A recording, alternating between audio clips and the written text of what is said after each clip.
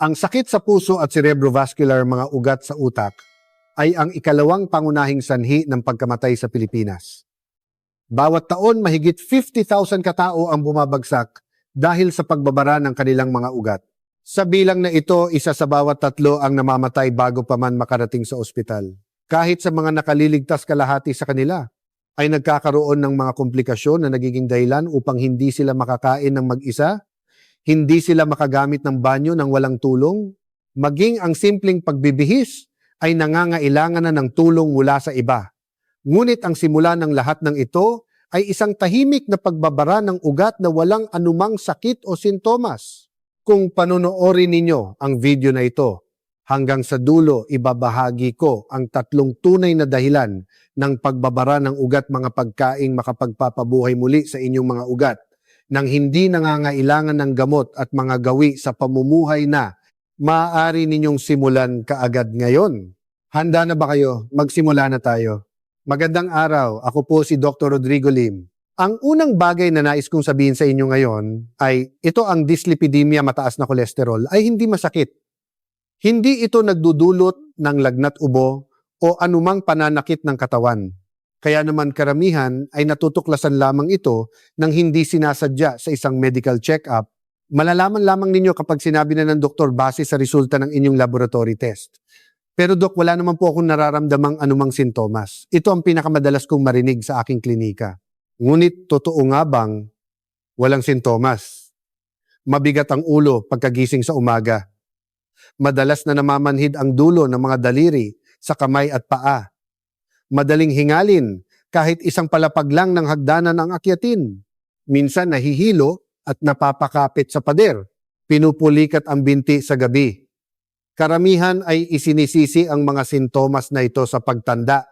Kapag umabot ka na ng 50 ganyan na talaga, sabi pa ng mga tao sa paligid. Ngunit hindi ito pagtanda. Ito ay senyales na ang inyong dugo ay lumalapot at hindi na dumadaloy ng maayos sa iba't ibang bahagi ng katawan. Binabaliwala ninyo ang babala na ipinapadala ng inyong mga ugat sa pamamagitan lamang ng salitang pagtanda.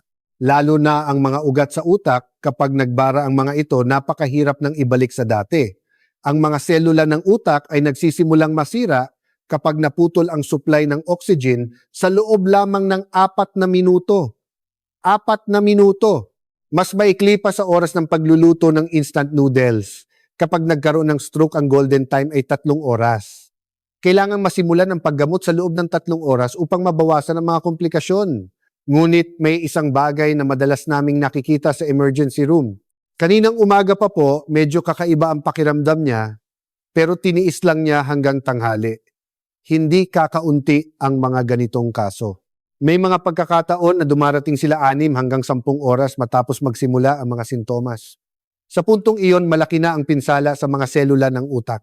Madalas kong naiisip na sana ay mas maaga silang nag-ingat, kaya naman mas mahalaga ang pag-iwas kaysa sa paggamot.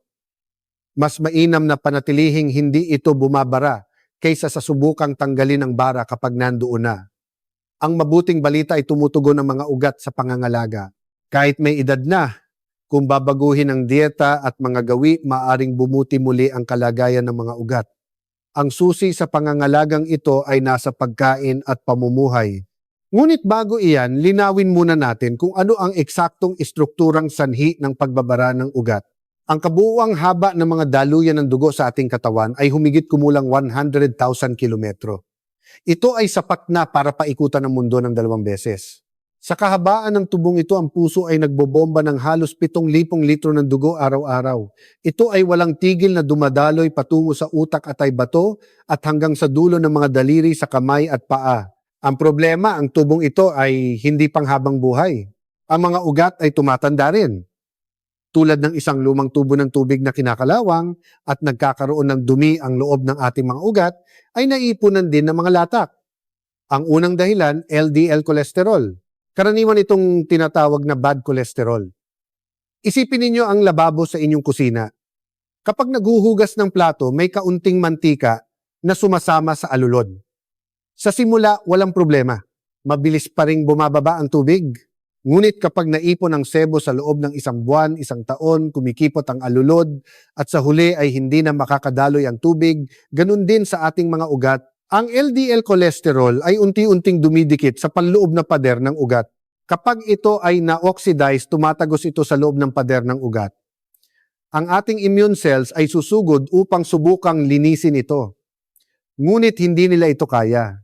Sa halip ang mga immune cells ay nagkakabuhol-buhol at bumubuo ng isang bukol sa loob ng pader ng ugat.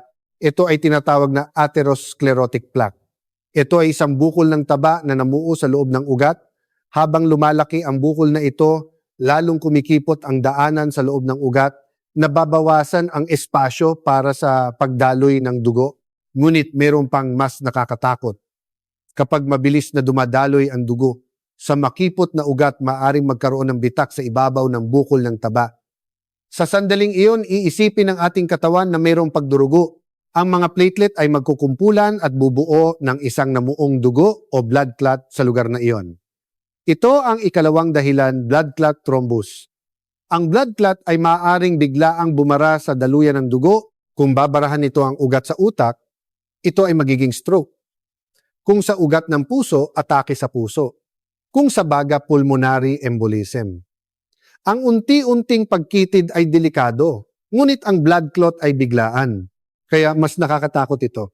Baka may ilan sa inyo na nag-iisip, pero normal naman ang cholesterol level ko, ngunit ang blood clot ay maaaring mabuo kahit sa mga taong may normal na cholesterol.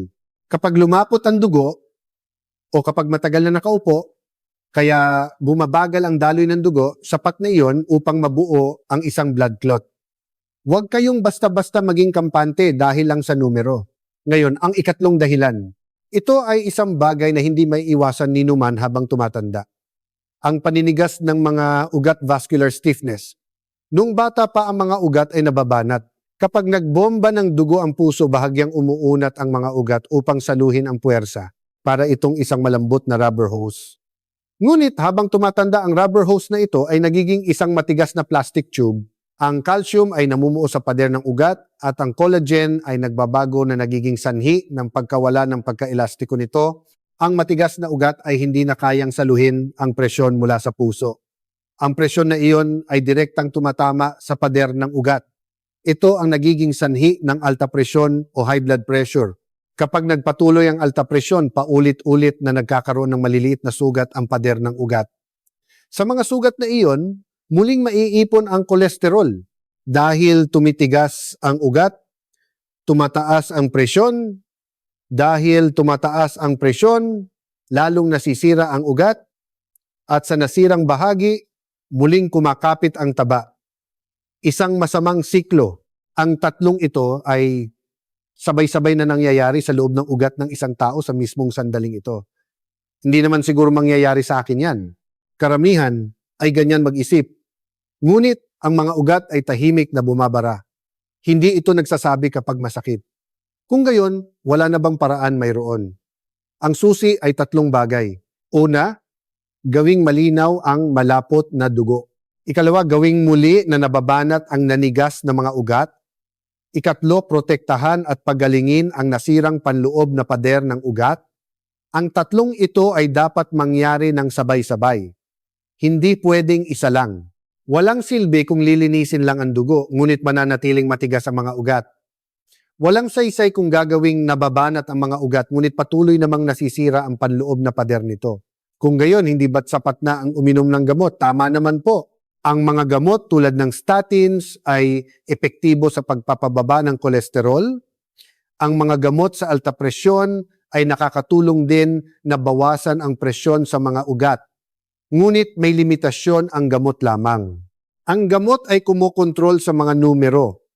Ngunit ang pagbabawas ng pamamaga sa panloob na pader ng ugat, pagpapanumbalik ng pagkaelastiko ng ugat at natural na pagpapababa ng lapot ng dugo ay gawain ng pagkain at pamumuhay. Ang gamot at pagkain ay hindi magkalaban, magkaiba ang kanilang papel. Kung ang gamot ay ang bumbero na pumapatay sa apoy, ang pagkain naman ay ang fireproof wall ng gusali na pumipigil sa pagsiklab ng apoy sa simula pa lang. Kaya naman hindi ko sinasabi sa aking mga pasyente na itigil ang kanilang gamot. Sa halip, ito ang sinasabi ko. Huwag umasa lamang sa gamot. Baguhin ang nasa inyong hapagkainan. Ito ay hindi isang opsyon. Ito ay isang estratehiya. Kaya ngayon, isa-isahin nating talakayin kung anong mga pagkain ang sabay-sabay na makalulutas sa tatlong problemang ito. Ang unang pagkain ay ang mga isdang mayaman sa langis, oily fish, tuna, sardinas, alumahan, tamban. Ang pagkakatulad ng mga isdang ito ay mayaman sila sa omega-3 fatty acids. Ang omega-3 ay naglalaman ng dalawang sangkap, EPA at DHA. Ipaliwanag ko muna ang EPA. Ang EPA ay may mahalagang papel sa pagpapababa ng triglycerides. Ang triglycerides ang pangunahing salarin sa pagpapalapot ng dugo. Binababa ng EPA ang triglycerides ng 30 hanggang 40%. Sa isang pag-aaral ng American Heart Association, ang grupo na regular na kumonsumo ng EPA ay nagpakita ng 20 hanggang 30% pagbaba sa LDL cholesterol at tumaas pa ang kanilang HDL o good cholesterol. Sa madaling salita, nabawasan ang taba na naiipon sa mga ugat at dumami ang mga tagalinis na nag-aalis ng taba. Hindi pa dyan nagtatapos. Pinipigilan din ng EPA ang pagdidikit-dikit ng mga platelet. Hinahadlangan nito ang mismong proseso ng pagbuo ng blood clot. Nililinis nito ang dugo, binabawasan ng taba at pinipigilan pa ang blood clot. Susunod ay ang DHA. Ang sangkap na ito ay nagpoprotekta sa utak. Ang pangunahing bumubuo sa cell membrane ng utak ay ang DHA. Habang tumatanda, nababawasan ito na nagiging sanhi ng paghina ng pag-iisip, isang pag-aaral mula sa Oxford University sa UK. Ang grupo na regular na kumonsumo ng DHA ay may 40% na mas mababang panganib na magkaroon ng demensya.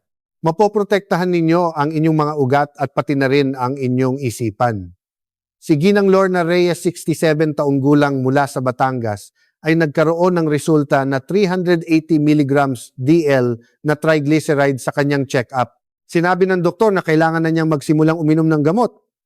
Natakot si Ginang Lorna sa gamot dahil sa narinig niya na kapag nasimulan panghabang buhay na ito, nag-atubili siyang uminom.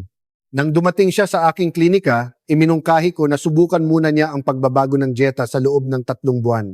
Ang paraan ay kumain ng isda tulad ng alumahan o sardinas ng 3 beses o higit pa sa isang linggo na niluluto sa paraang pinasingaw steam o sinigang stew at hindi piniprito.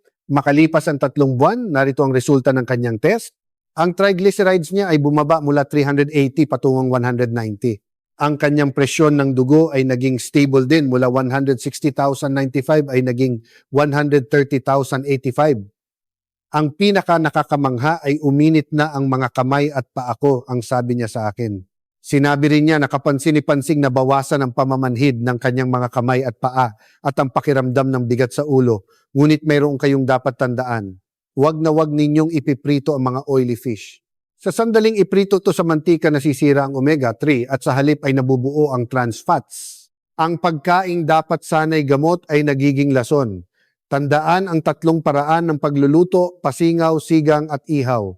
Kung lulutuin kasama ng bawang, tataas ang antioxidant effect nito at kung sasabayan ng gulay na may sabaw, mas gaganda ang panunaw at pagsipsip ng sustansya. Kung papatakan ng katas ng kalamansi, mawawala ang lansa at mapipigilan ng vitamin C ang pag-oxidize ng omega-3. Gayunpaman, ang mga may gout ay dapat mag-ingat sa purine content ng mga isdang ito. Limitahan ito sa 2 beses sa isang linggo at mas ligtas ang mas maliliit na isda tulad ng alumahan o sardinas dahil mas kaunti ang naipong heavy metals sa mga ito. Sa pamamagitan lamang ng oily fish, malilinis ninyo ang inyong dugo, maiiwasan ang blood clots at mapoprotektahan pa ang inyong utak. Ang ikalawang pagkain ay sibuyas. Ang sibuyas ay naglalaman ng sangkap na tinatawag na quercetin. Ito ay isang malakas na antioxidant mula sa pamilya ng flavonoid. Ang ginagawa ng quercetin ay malinaw. Una, inaalis nito ang free radicals sa panloob na pader ng ugat. Ang free radicals ay mga substance na nag-oxidize at sumisira sa pader ng ugat. Pinupuksa ito ng quercetin. Ikalawa, pinare-relax nito ang vascular smooth muscle. Kapag lumuwag ang mga ugat, bumababa ang presyon ng dugo. Narito ang aktual na clinical data. Sa grupo na regular na kumakain ng sibuyas, bumaba ang kanilang systolic blood pressure ng average na 10 hanggang 15 puntos at ang rate ng pagbuo ng blood clot ay bumaba ng 40 hanggang 50%. Nangangahulugan ito na sa pamamagitan ng sibuyas araw-araw sabay ninyong mapapamahalaan ang presyon ng dugo at blood clots. Ibahagi ko sandali ang kwento ni Ginoong Carlos Santos, 22 taong gulang mula sa Pampanga. Sa kanyang carotid ultrasound, natuklasan na 65% na barado ang kanyang ugat, carotid artery stenosis na 65% ay isang antas kung saan karaniwang isinasaalang-alang na ang operasyon. Ngunit ayaw ni Ginoo na magpa-opera. Nababahala siya sa general anesthesia dahil sa kanyang edad. Matapos naming mag-usap, napagkasunduan naming isabay ang diet therapy sa kanyang medikasyon. Uminom siya ng katas ng sibuyas araw-araw at binago ang kanyang dieta na nakasentro sa oily fish at mga gulay. Makalipas ang 6 na buwan, narito ang resulta ng follow-up test. Ang kanyang carotid stenosis ay bumaba mula 65% patungong 40%. Bihira ang kaso na makakita ng ganitong pagbuti sa pamamagitan lamang ng diet therapy ng walang operasyon. Kung nalaman ko lang na ganito pala kabisa ang katas ng sibuyas, sana 10 taon na ang nakakaraan ay nagsimula na akong natatawang, sabi ni Ginoo. Kung gayon, paano ba dapat gawin ang katas ng sibuyas para makuha ang buong epekto nito? Ang pinakamahalaga ay ang balat. Ang quercetin ng sibuyas ay pinakamarami sa ilalim mismo ng kayumangging balat. Tanggalin lamang ang pinakalabas na tuyong balat at siguraduhing isama ang susunod na layer. Pagkatapos, hiwain ang sibuyas at huwag itong agad na pakuluan. Hayaan muna ito ng 15 hanggang 20 minuto. May dahilan ito. Kapag nahiwa ang selula ng sibuyas, nabubuo ang sangkap na alisin. Ang alisin na ito ay nagiging aktibo lamang kapag na-expose sa hangin. Kung agad itong iinitin matapos hiwain, hindi mabubuo ng maayos ang sangkap na ito. Pagkatapos maghintay magdagdag ng tubig at dahan-dahang pakuluan sa mahinang apoy sa loob ng 20 hanggang 30 minuto. Para sa mga hindi gusto ang katas ng sibuyas, maaari rin itong kainin na ginisa o inihaw. Ngunit kung gigisahin sa mataas na temperatura, nang matagal maaaring masira ang quercetin, kaya mas mabuting lutuin ito ng bahagya sa katamtamang init. May mga taong kailangan mag-ingat. Ang mga may mahinang sikmura ay maaaring makaranas ng pananakit ng tiyan kung kakain ng maraming hilaw na sibuyas. Ang pagluluto nito ay nakakabawas sa iritasyon. At para sa mga umiinom ng aspirin o antiplatelet drugs, dahil ang sibuyas ay mayroon ding epekto na pumipigil sa platelet aggregation, ang labis na pagkonsumo ay maaaring magpataas ng panganib ng pagdurugo. Limitahan ito sa kalahati hanggang 1 buong sibuyas kada araw at siguraduhin kumonsulta sa inyong doktor. Ngayon sasabihin ko ang ikatlong pagkain. Maaaring magulat kayo sa pagkain ito. Dahil dati ito ay may maling akala na masama sa mga ugat. Itlog. Mas eksakto ang puti ng itlog, egg white. Hindi ba't nakakapagpataas ng kolesterol ang itlog? Marami ang nag-iisip ng ganito. Kailangan nating linawin. Ang kolesterol ay nasa pula ng itlog yolk. Ang puti ng itlog ay walang kolesterol. Wala ring taba. Ang puti ng itlog ay purong dekalidad na protina. Bawat isa ay may humigit kumulang 3. 5 gramo ng protina at halos perpekto ang komposisyon ng essential amino acids nito. Mahalaga ang mga amino acids na ito dahil sa atay kailangan ang protina sa proseso ng pagtunaw at pagmetabolize ng taba. Kung kulang sa protina, hindi kayang iproseso ng maayos ng atay ang taba. Ang hindi na prosesong taba ay napupunta sa dugo at nagpapataas ng kolesterol. Kung magbibigay ng sapat na protina, babalik sa normal ang fat metabolism ng atay. Narito ang resulta ng isang pag-aaral ng American Heart Association. Sa grupo na regular na kumakain ng puti ng itlog, bumaba ang kanilang LDL cholesterol ng 15 hanggang 20% at tumaas ang HDL ng 10%. Ibinalik nito pababa ang bad cholesterol at itinaas ang good cholesterol. Si Ginang Belen Cruz, 63 taong gulang mula sa Angono, Rizal, ay may total cholesterol na 280 at LDL na 190. Madali siyang hingalin kahit sa pag-akyat lang ng hagdan at pagdating ng hapon, sobrang bigat ng kanyang pakiramdam, nahirap na siyang bumangon mula sa sopa. Iminungkahi ko sa kanya na kumain ng 2 nilagang puti ng itlog tuwing umaga kasama ng magaan na gulay. Pagkatapos ng 4 na buwan, narito ang resulta. Ang total cholesterol niya ay bumaba mula 280 patungong 220 at ang LDL mula 190 patungong 130. Ang unang pagbabagong naramdaman niya ay hindi ang mga numero. Gumaan ang pagbangon ko sa umaga. Nakakaakyat na ako ng hagdan nang hindi humihinto. Ang katawan niya mismo ang unang tumugon. Ang puti ng itlog ay pinakamainam na kainin na nilaga o steamed. Pwedeng gawing steamed egg isama sa salad o sa sabaw. Simple lang ang paraan ng pagluluto kaya hindi mahirap kainin araw-araw. Ang tamang dami ay 2 hanggang 3 piraso bawat araw. Gayunpaman, ang mga may sakit sa bato, kidney disease, ay maaaring may limitasyon sa pagkonsumo ng protina kaya kumonsulta muna sa inyong doktor bago ito kainin. At hindi kailangang tuluyang iwasan ang pula ng itlog. Ang pula ng itlog ay mayaman sa vitamin D, vitamin B12 at choline. Ang pagkain ng 2 hanggang 3 pula ng itlog bawat linggo ay ayos lang. Hanggang ngayon, napag-usapan natin ang mga pagkaing nagpapagaling sa ugat. Ngunit gaano man kaganda ang mga pagkain kinakain ninyo, kung kasabay ninyong kumakain ng mga pagkaing sumisira sa ugat, mawawala ang epekto nito. Aling mga pagkain ang sumisira sa ugat, iisa-isahin natin ngayon. Una, trans fats. Ang trans fats ay artificial na ginawang taba. Marami nito sa margarine shortening at mantikang ginagamit sa pagpiprito. Ang mga sitsirya na madaling mabili sa tindahan, fast food, french fries, croissant o pie sa mga panaderya. Sa mga pagkain ito nagtatago ang trans fats. Ang isang donut ay naglalaman ng 3 hanggang 5 gramo ng trans fats. Ang rekomendasyon ng World Health Organization ay 2 gramo bawat araw. Isang donut pa lang, sobra na. Ang trans fats ay nagpapataas ng LDL cholesterol at nagpapababa ng HDL cholesterol. Ito ang pinakamasamang kombinasyon para sa mga ugat. Pinapataas ang masama, pinapababa ang mabuti. Ikalawa, saturated fats.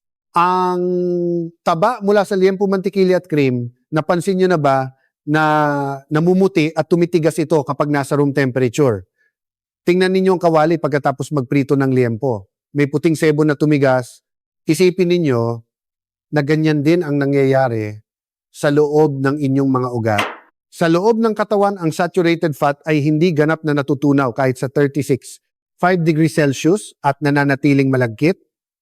Itong dumidikit sa loob ng mga ugat. Kung ang unsaturated fat ay parang umaagos na tubig, ang saturated fat ay parang tumitigas na mantika. Ikatlo, sodium o asin. Kung kumakain kayo ng maraming maaalat na pagkain, tumataas ang konsentrasyon ng sodium sa inyong dugo. Upang balansehin ito, humihigop ng tubig ang katawan, dumadami ang dami ng dugo. Kapag mas maraming dugo sa loob ng mga ugat, lumalaki ang presyon sa pader nito. Kung ito ay paulit-ulit kumakapal ang pader ng ugat, at nawawala ang pagka-elastiko nito. Ang isang mangkok ng sabaw ay kadalasang naglalaman ng higit sa kalahati ng inirerekomendang sodium para sa isang araw.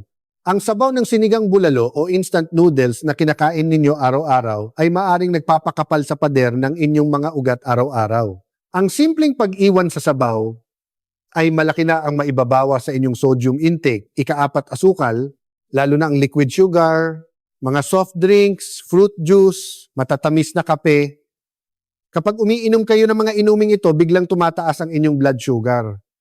Kapag biglang tumaas ang blood sugar, nagkakaroon ng pamamaga sa loob ng ugat. Ang pamamagang ito ay sumisira sa pader ng ugat at sa atay ginagawang triglycerides ang sobrang asukal.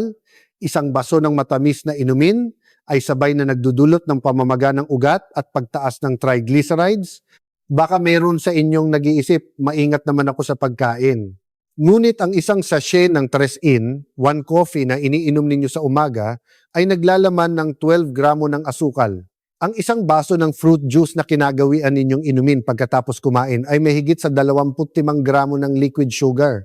Kung 3 baso sa isang araw, katumbas na iyon ng pagkain ng 15 pirasong sugar cubes. Kung naiipon ito araw-araw, malaking pasanin ito sa inyong mga ugat. Kung gayon, anong pagbabago ang mangyayari sa katawan kung ititigil ang mga pagkain ito? Sasabihin ko sa inyo base sa timeline. 1 linggo, magsisimulang maging stable ang presyo ng dugo. Dahil nabawasan ang pagkonsumo ng sodium at saturated fat, bumababa ang presyon sa mga ugat. Mapapansin ninyo na hindi na gaanong manas ang inyong mukha sa umaga at nawawala ang pamamaga sa bukong-bukong. 2 linggo, mababawasan ang pagnanasa sa matatamis. Unti-unting nanunumbalik ang inyong panlasa. Ang mga pagkaing dati ay matabang sa inyong panlasa ay magsisimulang magkaroon ng tunay na lasa. 1 hanggang 3 buwan, bubuti ang inyong cholesterol levels, bababa ang LDL at tataas ang HDL. Kapansin-pansin ang pagbabago sa resulta ng inyong blood test. Kapag nakuha ninyo ang resulta ng inyong check-up at ikinumpara sa dati, kayo mismo makakakita. Marami ang doon pa lang talaga naniniwala. 6 na buwan hanggang 1 taon. Ang panganib na magkaroon ng cardiovascular disease ay bababa ng higit sa 50%. Magsisimulang manumbalik ang pagkaelastiko ng mga ugat at kahit parehong distansya ang lakarin, hindi na kayo gaanong hihingalin. Ito ang panahon kung kailan ninyo mararamdaman na gumaan ang inyong katawan. Sa loob ng 1 taon, magbabago ang edad ng inyong mga ugat. Ito ay hindi inaasahan lamang, ito ay base sa clinical data, hindi eksaherasyon. Nasabing bumata ng 10 taon ang inyong katawan. Ang pagbabago ng pagkain, iyan ang unang estratehiya para buhayin ang mga ugat. Ngayon, sasabihin ko ang ikalawang estratehiya, mga gawi sa pamumuhay. Kung ang pagkain ang nagbibigay ng magagandang materyales sa ugat ang mga gawi, sa pamumuhay naman ang lumilikha ng kapaligiran para gumana ng maayos ang mga materyales na iyon. Hindi sila gumagalaw ng magkahiwalay. 5 bagay ang sasabihin ko. Una, maglakad ng 30 minuto araw-araw. Sa isang pag-aaral ng American Heart Association, ang mga taong naglalakad ng 30 minuto o higit pa araw-araw ay may 30% na mas mababang panganib sa cardiovascular disease. Hindi kailangang tumakbo ng mabilis. Sapat na ang bilis na kaya mo pang makipag-usap sa kasama mo na medyo kinakapos ka ng hininga. Kapag naglalakad, bumubuti ang sirkulasyon ng dugo at naglalabas ng nitric oxide ang loob ng mga ugat. Ang nitric oxide na ito ang nagpapalawak sa mga ugat at nagpapanatili ng pagkaelastiko nito. Ang pag-ikot sa inyong subdivision o paglakad papunta at pabalik sa kalapit na parke, sapat na iyon para sa 30 minuto. Ikalawa, tubig. 1.5 hanggang 2 litro bawat araw. Mas mahalaga na uminom ng paunti-unti kaysa sa isang bagsakan. 1 baso pagkagising sa umaga, 1 baso. 30 minuto bago kumain, 1 baso. 1 oras bago matulog. Kapag kulang sa tubig, lumalapot ang dugo. Kapag malapot ang dugo, nagiging malagkit. At kapag malagkit, mas madaling mabuo ang blood clot. 1 basong tubig ay nakakatulong na maiwasan ang blood clot. Ikatlo, pag-uunat ng leeg at balikat. Ang carotid artery ay dumadaan sa leeg papunta sa utak. Kapag naninigas ang mga kalamnan sa leeg at balikat, naiipit din ang mga ugat. Nababawasan ang daloy ng dugo papunta sa utak. Ito ang isa sa mga dahilan kung bakit nakakaramdam ng pagkatuliro at bigat sa ulo ang mga taong matagal na nanonood ng telebisyon o nakaupo sa iisang posisyon. Tuwing umaga at gabi, dahan-dahang ikutin ang leeg at itaas-baba ang mga balikat ng 10 beses. Ito lamang ay makapagpapabuti na sa daloy ng dugo sa utak. Ika-4, pamamahala sa stress. Kapag na-stress, naglalabas ng hormone na tinatawag na cortisol. Ang cortisol ay nagpapataas ng presyon ng dugo, blood sugar, at nagdudulot ng pamamaga sa pader ng ugat. Kung patuloy ang chronic stress, para na ring inaatake araw-araw ang mga ugat. Kung palagi kang nag-aalala, kaya hindi makatulog, madaling mairita sa maliliit na bagay at madalas na mabigat ang dibdib, malaki ang posibilidad na mataas ang iyong cortisol. Huminga ng malalim 3 beses sa isang araw, huminga papasok sa ilong sa bilang na 4 at huminga palabas sa bibig sa bilang na 8. May mga pag-aaral na nagsasabing bumababa ang cortisol level sa pamamagitan lamang nito. Ika-5, tulog. 7 hanggang 8 oras bawat araw. Lalo na't mahalaga ang pagitan ng alas 10 ng gabi hanggang alas 2 ng madaling araw. Sa mga oras na ito, inilalabas ang growth hormone at nagaganap ang paggaling ng nasirang pader ng ugat. Kung kulang, sa tulog ninanakaw mo ang oras ng paggaling ng iyong mga ugat. Sa katunayan, may mga pag-aaral na nagpapakita na ang mga taong natutulog ng wala pang 6 na oras ay may 20% na mas mataas na panganib sa cardiovascular disease kumpara sa mga natutulog ng 7 o higit pang oras. Gaano man kaganda ang kinain ninyo sa umaga kung hindi nakakapag-recover ang mga ugat sa gabi balik sa simula kinabukasan. Ang kasabihang Ang tulog ay gamot ay literal na totoo para sa mga ugat. Ngayon, balikan ninyo ang inyong mga gawi sa pamumuhay. Sa 5 ito, ilan ang nasusunod ninyo? Hindi kailangang gawin lahat ng perpekto. Magsimula sa isa lang ngayon. Ang isang iyon ang magiging panimulang punto sa pagbabago ng inyong mga ugat. Panghuli, ito ang dapat ninyong tandaan. Ang 6 na emergency symptoms ng stroke, nanlalaylay ang isang bahagi ng mukha, nanghihina ang isang braso o binti, nagiging malabo ang pagsasalita, bigla ang matinding sakit ng ulo, hindi makakita ang isang mata, hindi makabalanse sa paglakad. Kung maranasan ang kahit isa sa mga ito, tumawag agad sa 911. Ang stroke ay may golden time na 3 oras matapos itong mangyari. Bawat minutong naantala, 1.9 milyong selula ng utak ang namamatay. Hindi mabilang na beses ko nang nakita ito sa emergency room. May mga pasyenteng dahil sa 30 minutong pagkakaiba ay nakalakad palabas ng ospital at may mga pasyenteng dahil din sa 30 minutong pagkakaiba ay nauwi sa wheelchair. Kapag lumitaw ang mga sintomas, huwag mag-isip na magpapahinga lang ako, baka mawala rin.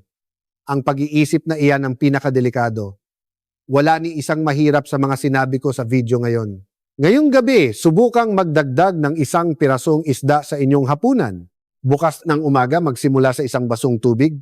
Sapat na iyon. Ang inyong mga ugat ay tahimik na nagtatrabaho sa mismong sandaling ito.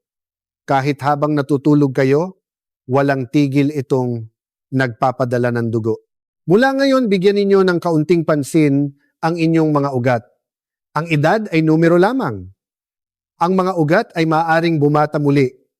Kung nakatulong sa inyo ang video na ito, mag-iwan ng komento na isasagawa sa ibaba. Iyan ang magiging pangako ninyo sa inyong sarili na sisimulan ninyo ngayon. At kung mayroon kayong kakilala na mataas ang presyon o nag-aalala sa kanilang kolesterol, pakishare ang video na ito sa kanila. Maraming salamat sa panunood hanggang sa dulo. Mula sa Gintong Kalusugan, manatili kayong malusog.